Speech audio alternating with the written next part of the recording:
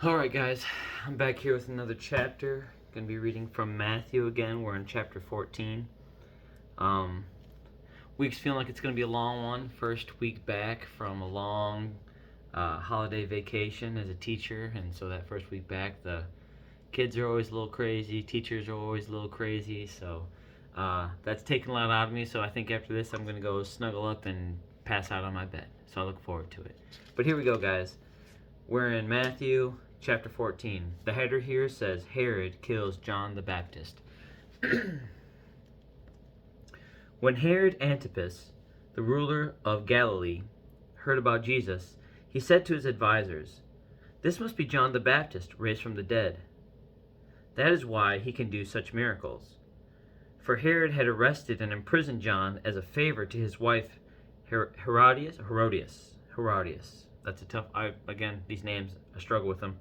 Herodias, the former wife of Herod's brother Philip. John had been telling Herod, "It is against God's law for you to marry her." Herod wanted to kill John, but he was afraid of a riot because all the people believed John was a prophet. But at a birthday party for Herod, Herodias' daughter performed a dance that greatly pleased him.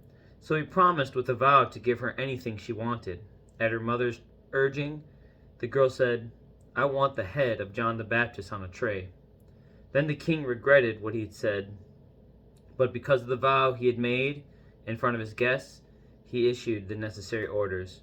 So John was beheaded in the prison, and his head was brought on a tray and given to the girl, who took it to her mother.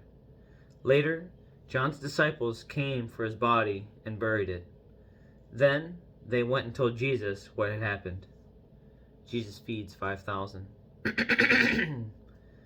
As soon as Jesus heard the news, he left in a boat to a remote area to be alone. But the crowds heard where he was headed and followed on foot from the many towns. Jesus saw the huge crowd as he stepped from the boat, and he had compassion on them and healed their sick. That evening the disciples came to him and said, "This is a remote place, and it's already getting late. Send the crowds away so they can go to the villages and buy food for themselves." But Jesus said, "That isn't necessary. You feed them." But we have only 5 loaves of bread and 2 fish, they answered. "Bring them here," he said. Then he told the people to sit down on the grass. Jesus took the 5 loaves and 2 fish, looked up toward heaven, and blessed them. Then, breaking the loaves into pieces, he gave the bread to the disciples, who distributed it to the people. They all ate as much as they wanted, and afterward the disciples picked up 12 baskets of leftovers. About 5,000 men were fed that day, in addition to all the women and children. Jesus walks on water. Immediately after this, Jesus insisted that his disciples get back into the boat and cross to the other side of the lake while he sent the people home. After sending them home, he went up into the hills by himself to pray. Night fell while he was there alone. Meanwhile, the disciples were in trouble far away from land, for a strong wind had risen, and they were fighting heavy waves. About 3 o'clock in the morning, Jesus came toward them, walking on the water. When the disciples saw him walking on the water, they were terrified. In their fear, they cried out, "It's a ghost!" But Jesus spoke to them at once. "Don't be afraid," he said. "Take courage, I am here." Then Peter called to him, "Lord, if it's really you, tell me to come to you, walking on the water." "Yes, come," Jesus said. So Peter went over the side of the boat and walked on the water toward Jesus. But when he saw the strong wind and the waves, he was terrified and began to sink. "Save me, Lord," he shouted. Jesus immediately reached out and grabbed him. "You have so little faith," Jesus said. "Why did you doubt me?" When they climbed back in the boat, the wind stopped. Then the disciples worshipped him. "You really are the Son of God," they exclaimed. Jesus heals all who touch him. After they had crossed the lake, they landed at Gennesaret? I think that's Gennesaret. It's Matthew 14, verse 34. Again, tough one, tough name. When the people recognized Jesus, the news of his arrival spread quickly throughout the whole area, and soon people were bringing all their sick to be healed. They begged him to let the sick touch at least the fringe of his robe, and all who touched him were healed. So for me, when I read that one,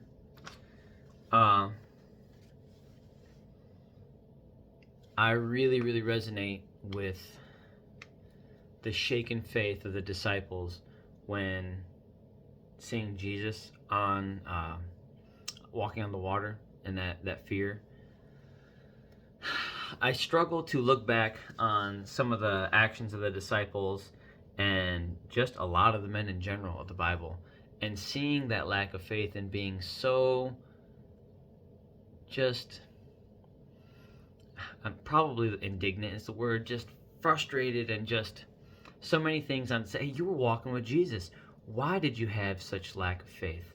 And it's not being a true reflection of my own lack of faith, because I know that I've seen God work in my life. I've seen God work in the lives of the people around me.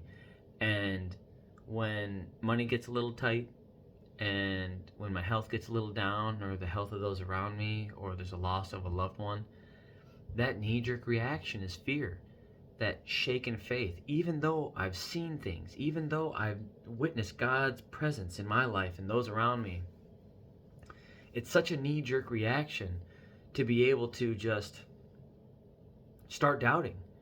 And when I see the disciples, even after they've seen him heal the sick, they saw firsthand miracles, and still, even witnessing him on the water, walking to him, you're walking on water and your faith is still shaken. It's crazy to me that that's really what it's like, I think, for everybody. I know that too often we find ourselves doubting what we know to be God-inspired, or definitely, I would say God-inspired, definitely God-inspired actions taken by people, and things that can't be explained any other way by God's intervention. And still, it is so easy to shake our faith. And I'll even say for myself, it's so easy to shake my faith. I've had God do things and move things and make things possible that he tells me, if I was to just have that faith, just little mustard seed, that it would just be able to move mountains. And sometimes I'm so short-sighted that I can't see beyond my troubles. And then I laugh at myself when the trouble is resolved through not my doing, just through God's intervention, me just praying it, giving it to him, and through some unexplainable reason, or some just random act of kindness or love for somebody else, or from somebody else for somebody else, it's just resolved. And he tells us that we labor for these things that we don't have to labor for. That if we were to just work on that relationship with Jesus, it would all be okay. And there's something about just that, there's something innate in us that has that desire to want to take control of the steering wheel. And it's terrible. It's terrible. It's a knee-jerk reaction.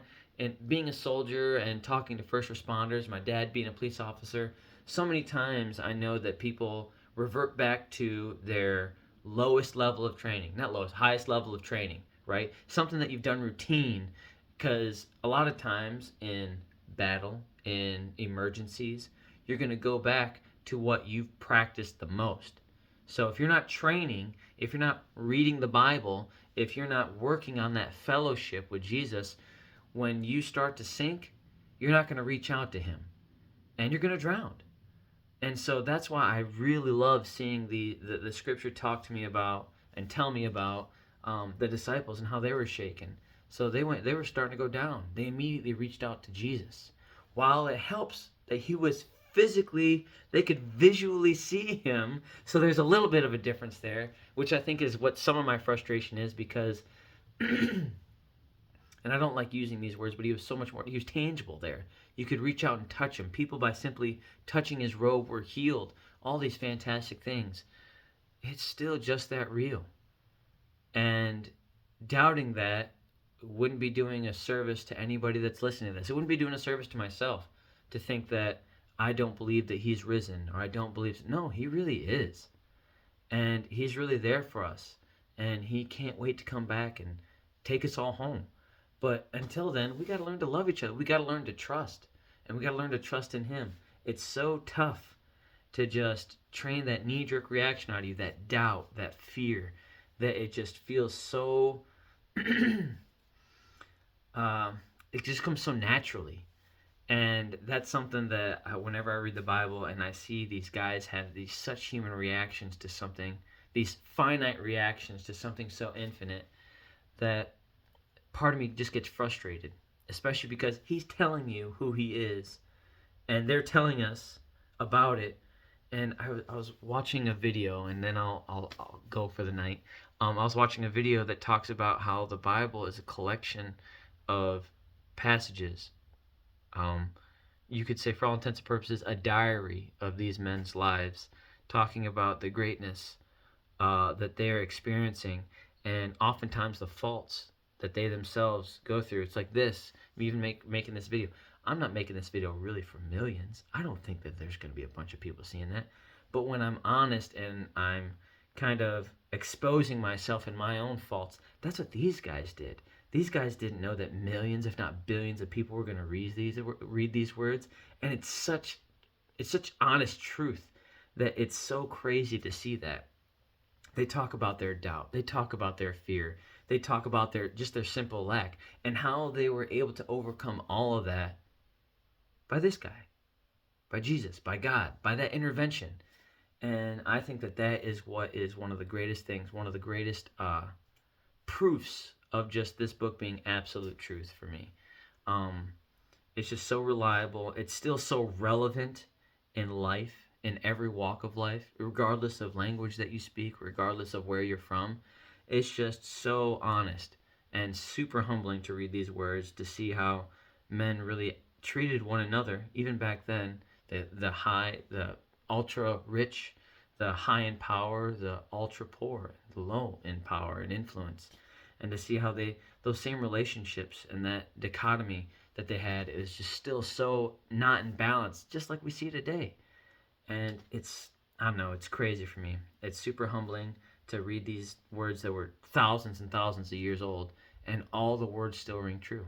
And it's amazing. It's amazing that it's passed the test of time, but it was designed that way because it was designed for everybody, and everybody throughout time, which is crazy. But I'll leave it at that. Again, I'm starting to ramble. That happens. But I love you guys. Jesus loves you. And tomorrow I'll be getting to chapter 15, and it looks like Jesus teaches about inner purity. Something I know I could use some work on. But have a great night, guys. God bless, and I'll see you tomorrow.